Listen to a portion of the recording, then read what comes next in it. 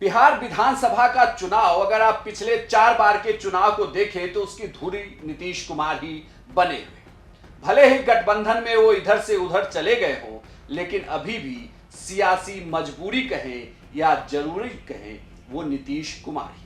लेकिन नीतीश कुमार को लेकर अब बीजेपी जिस तरीके की बयान दे रही है, बीजेपी के प्रदेश अध्यक्ष दिलीप जायसवाल का जो बयान सामने आया, उससे सवाल तो उठने लगा है कि बीजेपी के मन में बहुत कुछ चल रहा है। नमस्कार, प्रणाम, बिहार तक देख रहे हैं आप, मैं हूं आपके साथ इंद्रमोहन। दिलीप जायसवाल के इस बयान के सामने आने से पहले आपको इसकी पूरी क्रोनोलॉजी समझनी होगी कि ये ऐसे नहीं हुआ कि बिहार विधानसभा के बजट सत्र के पहले ही दिन दिलीप जायसवाल के इस बयान का आना। इसके पहले आप देखिए कि बिहार में क्या कुछ हो चुका है। सबसे पहले तो जब नीतीश कुमार इधर आए और सरकार बनी, और तभी दिल्ली में आज तक के कार्यक्रम एजेंडा में गृह मंत्री अमित शाह आए थे। उन्होंने एक सवाल के जवाब में ये कहा कि पार्लियामेंट्री बोर्ड तय करेगी कि चेहरा कौन होगा। तो अगला बिहार का चुनाव आप लड़ेंगे नीतीश जी के साथ या चेहरा बनाकर, या आपको लगता है कि जैसे मुंबई में हुआ सेम फॉर्मूला वहां? देखिए, ऐसा है कि पार्टी के पॉलिसी डिसीजन इस प्रकार के कार्यक्रम में डिक्लेयर नहीं होते हैं, आप भी जानते हो, मगर आपका पूछने का धर्म है, पूछना पड़ता है, और निकल जाए तो हेडलाइन मिले इसलिए पूछते हो। परंतु मैं डिसिप्लिन कार्यकर्ता हूं भारतीय जनता पार्टी का, ये पार्लियामेंट्री बोर्ड का अधिकार है, नीतीश कुमार जी की पार्टी का भी अधिकार है। सभी दल साथ में बैठकर हम तय करेंगे, और तय करेंगे तब आपको बता भी दें। यहां से कहा जाने लगा कि नीतीश कुमार नाराज हो गए। उसके बाद तमाम नेता, चाहे वो बीजेपी के हों या फिर जेडीयू के नेता हों, एक सुर में ये बात बोलने लगे कि चेहरा तो नीतीश कुमार का ही होगा।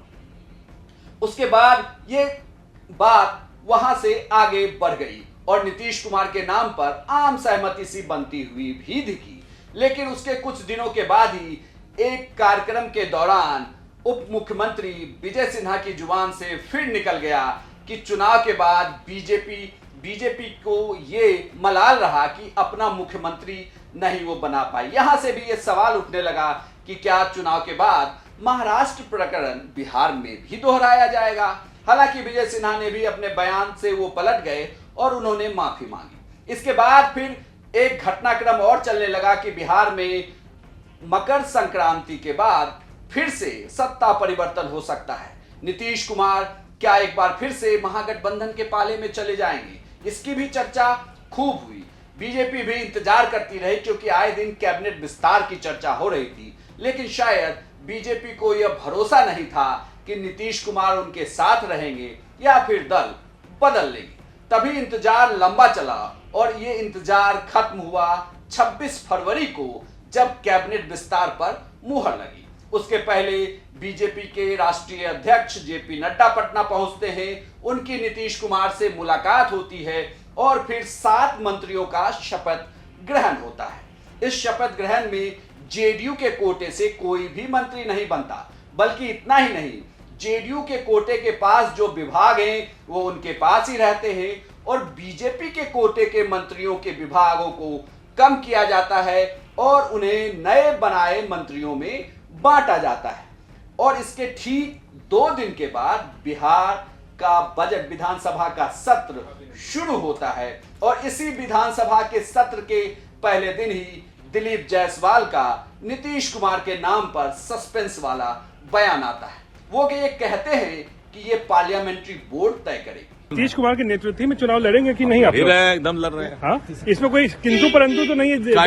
नीतीश ही होंगे इस चुनाव में? ये तो साबित, ये काम तो पार्लियामेंट्री बोर्ड, पूरा 5 घटक दल, सीएम चेहरा अभी हम जो है, आप हमसे बोल रहे हैं कि सीएम चेहरा आज ही बना दीजिए। नीतीश कुमार जी के नेतृत्व में बिहार चल रहा है, नीतीश कुमार जी के नेतृत्व में हम चुनाव लड़ेंगे। हालांकि दिलीप जायसवाल के इस बयान के बाद जैसे ही राजनीति तेज हुई और उन्हें यह बात समझ में आई कि जुबान से निकली हुई बात अब वापस नहीं लौट सकती है और ये विवाद बढ़ जाएगा, तो फौरन उन्होंने अपने बयान के मायने बताए और साफ किया कि 2025 फिर से नीतीश कुमार ही होंगे। और मैं रोज एनडीए के कार्यकर्ता सम्मेलन में भी बोल रहा हूँ, 2025 फिर से नीतीश, ये हम लोग का स्लोगन ही है।